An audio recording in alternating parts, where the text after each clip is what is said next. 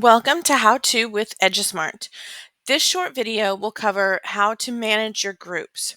First, you would navigate to the My Groups tab where you'll find all of your rostering information as well as student reports. The rostering will, the groups, Welcome to How To with EduSmart. This short video will cover managing groups. First, you'll need to click on the My Groups tab, and then you will see all of your student rostering and reporting information. The groups will already appear and will be organized according to the rostering data that we received from your district or campus. You can change around these groups very simply. First, notice that I can view what is in each of the groupings. All the student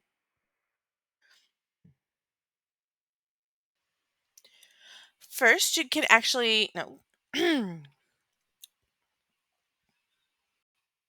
Here, I can click on the icon and be able to see all the students within my groups and manage those students. I can look at all the reports for the students, any assignments or assessments that they have completed.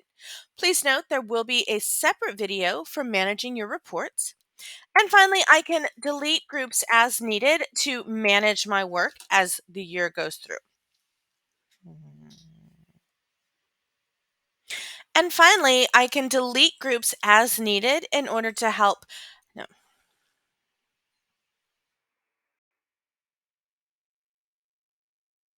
And finally, I can delete groups as needed.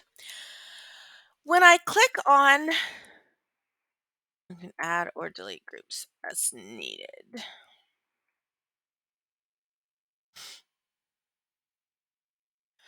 Finally, I can delete or add groups as needed.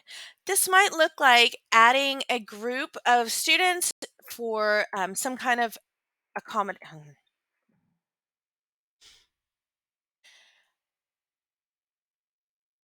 Finally, I can delete or add student groups as needed. This might look like adding certain groups for accommodations within your classrooms or for things like tutorials or interventions. To view the students within the class, I will click on the View icon, and from here you'll be able to manage the name of your class and all of the students within your groups. I can add students or delete students. Please note, most times the students will be automatically rostered according to your single sign-on within your district. That happens generally generally that will happen overnight every 24 hours. So if you get a new student, we will sync the data on your single sign-on and the new student will appear in your class automatically. You do not have to add those students. Mm.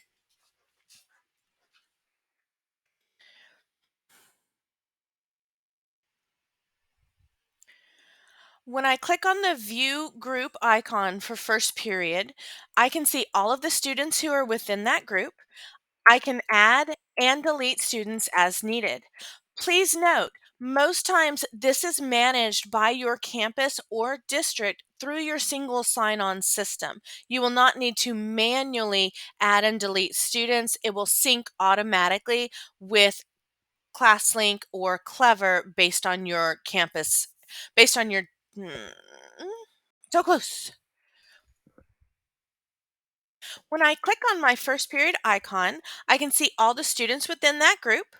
I can add or delete students as needed. Please note, most rostering will happen automatically through your campus single sign-on. So when students are added or deleted, they will automatically sync with Clever or ClassLink and you'll be able to see those students automatically within your groupings. When I want to add a new group, perhaps for a tutorial group or an intervention group that I've created, I would simply click Add New Group. Oops, it's out of order now. Shoot.